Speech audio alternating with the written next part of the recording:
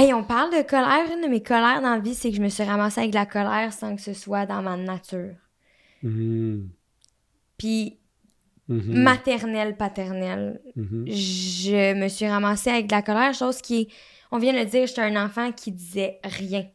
Je disais rien, je voulais juste dessiner, je voulais juste être dans mon monde. Puis je suis vraiment fâchée d'être prise avec de la colère qui ne m'appartient pas. Puis je pense que c'est pas pour genre mettre l'attention sur moi, je pense que c'est des mots qui vont genre tellement être healing pour beaucoup d'enfants. C'est comme genre, je suis très reconnaissante je suis très reconnaissante d'avoir vécu tout ce que j'ai vécu parce que maintenant, je fais un podcast là-dessus, puis je peux aider les gens, puis changer les choses, la vie des gens, j'espère, du moins. Mais ouais, je pense que c'est important de pinpoint que c'est quelque chose qui se transmet, puis que c'est normal, puis c'est correct d'avoir de la peine de se retrouver avec quelque chose qui t'appartient pas, puis que ça se transforme en colère. L'important, c'est juste de le repérer.